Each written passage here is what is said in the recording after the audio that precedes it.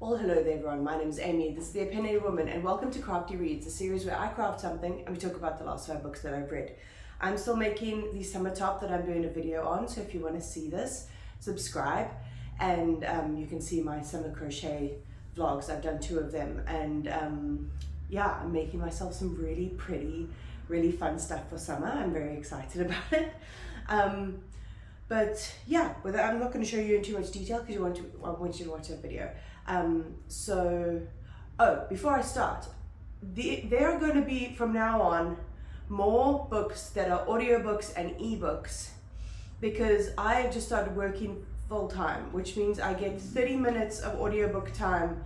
I do podcasts on the way to work, I do audiobooks on the way back. So 30 minutes on my commute back home. So I'm going to be getting through audiobooks a lot more quickly. And I also am, like, if the shop is quiet and I'm alone at the end of the day, then when we don't have any customers, I read ebooks on my phone. I didn't think I would be able to read ebooks on my phone, but it turns out that Libby has a dark grey background with light grey text. Doesn't hurt my head at all.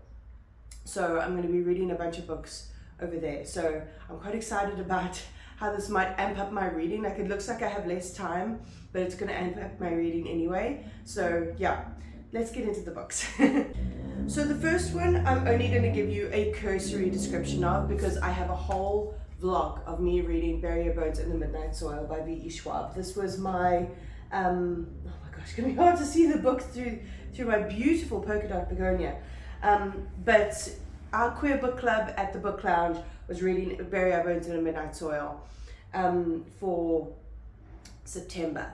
So every queer book club book, I do a video on it, because I just think it's a fun thing to do, and it's a fun thing to do on a monthly basis when it comes to my content. So we read this, and this is very much it's vampires. It's messy sapphic vampires. Yes. Run, don't walk to get this freaking book, because it's messy sapphic vampires, and I freaking loved it. It was so good. It was very much along her style of The Secret Life of Addie LaRue.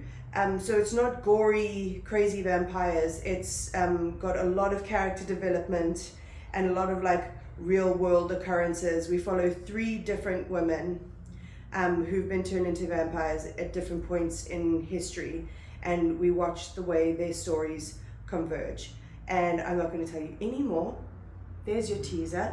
Got to do some shameless self-promotion. Subscribe, and you will see this vlog coming out very soon. My next video will be me talking about this book. Then I read Project Fairy by Jacqueline Wilson. I found this on Libby Audio, and I was like, oh my god, I have to read this.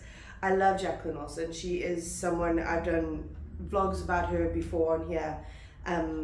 I'll link the Girls series vlog that I did down below, because I've been reading this woman since I was 9 years old, and she's still quite prolific. So I was like, I'm going to pick this up, because I hardly ever read middle grade, but if I'm going to read middle grade, it's going to be Jacqueline Wilson. So Project Fairy follows our main character, Mab, and her mother is obsessed with fairies. Like, the whole house is decorated like fairies, and she has a younger brother called Robin, and she lives in a house where it's just her mum. Their dad isn't in the picture, which is a very common plot point when it comes to Jacqueline Wilson's work. There's a lot of single parents, and it's great because I think a lot of kids experience that, and it's nice for them to be able to see their family reflected in a book in this manner. So Mab is just sort of going through school. Her best friend is now friends with her enemy, and she doesn't really have friends at school. And one day it's her birthday, and her teacher gives her a book about fairies, because she came to school wearing a fairy dress, much to her chagrin. She did not like it. She's not into fairies. Her mom's into fairies, and she doesn't like pink, and she had to pitch up at school in a pink fairy dress, and she was not happy about it. But the librarian or her teacher, I can't remember which one, gives her a book about fairies, and she's paging through it one night and she sees a pressed flower in the pages, and she puts it into a glass of water to like see if it'll reconstitute itself. And when she goes back to that glass of water, it turns out it wasn't a flower, it was a fairy. And so she goes on little adventures trying to find a location for this fairy to live, because the place that she used to live, because she was been pressed in the book for so long, the place she used to live doesn't exist anymore. So she has to secretly have this fairy living in her room and make sure that no one knows about it, and while at the same time trying to find a place for this fairy to live.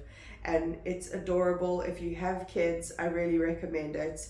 I really recommend Jacqueline Wilson in general, even her stuff that she wrote back in the 90s. It was just freaking cute. And I know little me would have gone apeshit for this book, because man, was I a fairy girl. I was a fairy girl and I was a horse girl. So you got to know I'm high maintenance. But yeah, it was a good old time. It was very, very sweet. Then I read No Small Thing by Orlaine MacDonald, and I read this one on ebook. This is a story about a family, and it's about generational trauma, the experience of motherhood. We're following three main characters, Livia, Mickey, and Summer. And Livia is Mickey's mom, and when Mickey was younger, Livia just like ran away. She just left her family, she left her to live with her father. And then Mickey went off and had a child, and she doesn't actually know who is Summer, and she doesn't actually know who the father is, and she's not doing well financially, so she comes to stay with Livia, her mother,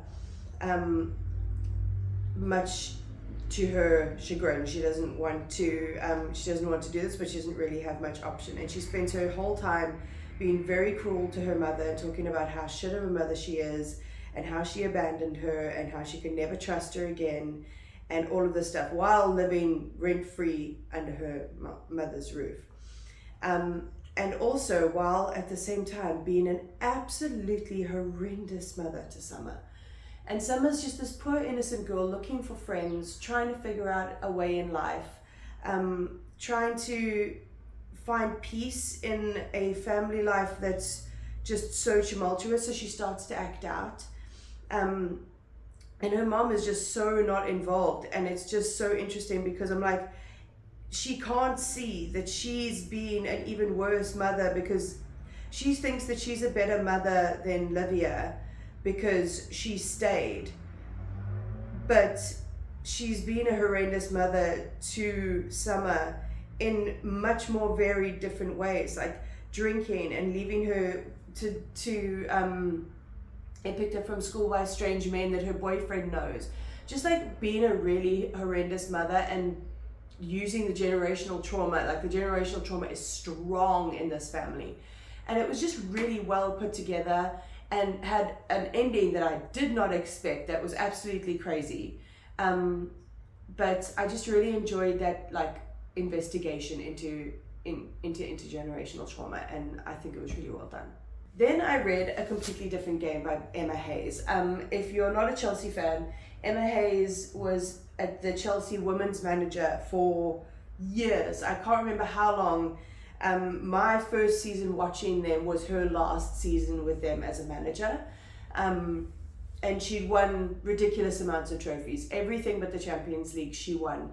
And she is now the coach of the US women's national team, which is a very renowned football team. Like the men suck, the women are fucking incredible.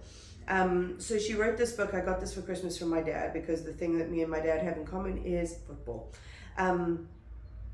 And it's about her life. Like there are anecdotes put in, and like different experiences that she was going through in her personal life and her professional life, like as she's going through these years. But it's also a little bit of a self-help kind of thing, because as it says here, it's a leadership playbook.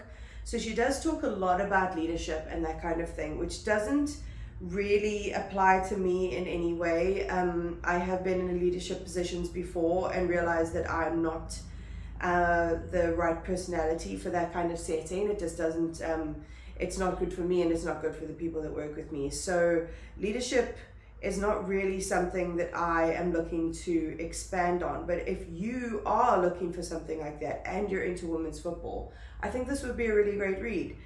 She has a lot of wisdom. She has a lot of empathy for her players. She's just very well experienced, has got a lot of knowledge under her belt. So I think that you would be able to get a lot from this book, but just unfortunately those little bits like kind of flew over my head. And finally, we got the thing about Clare by, who wrote this? Imogen Clark. This is another book about a family. I, by accident, read a whole bunch of books that were based around like family dynamics in a row. I still am. The book that I'm reading now is also along those lines. So whoopsie, it's like the previous vlog, I read a bunch of historical fictions in a row, and I usually like to play around with what I'm listening to, but oh well. The thing about Clare is about a family, and to be honest, I didn't actually enjoy it that much, just because I was looking for more development in the relationships. It's about a bunch of siblings whose mother dies, and they've got to figure out what to do with the house. But we also get a look at the past and how these kids grew up, and it's up until like 75% through, it's just sort of daily sort of life and like looking back on this family, and nothing really that dramatic happening. But also, because I don't care if something dramatic is not happening, like I love a book that is all about family dynamics, but the characters need to be well developed for me.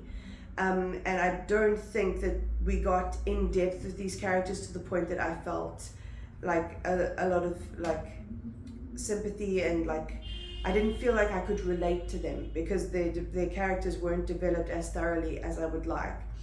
And the main sort of person that we're focusing on here is Clare. So she is kind of the problem child. She's had some problems with addiction. She has a child and she doesn't know who the father is. There's just a lot of problems with Clare and her behavior when it comes to the family. So something dramatic happens with Clare. I can't really say it because I think it would spoil it, because it happens so deep into the book. But something happens with Clare that kind of would sort of explain why she feels so ousted from the family. And the main focus of the last sort of quarter of the book is her figuring out what she's going to do about this situation. And it was supremely okay. I will give this author another go, because I remember my mom saying that she kind of liked this one, but I think there was another one that she read that she enjoyed more. So yeah, that one was a little bit of a miss for me, but I am willing to give the author another go. And that is everything. Those are all of the books that I've read recently. I hope you enjoyed this. I got quite a good way through this. If you've read any of these books, especially Bury Your Bones in the Midnight Soil, let me know down below. And if you want to buy my crochet creations, there's a link to my Shopify down below, along with the links to my TikTok and my Instagram. I'm very prolific over there. It's a fun old time. And then my Kofi link, which is one-time tip jar if you ever want to support my channel. But other than that, like, comment, subscribe, all of that fun stuff, and I'll check you.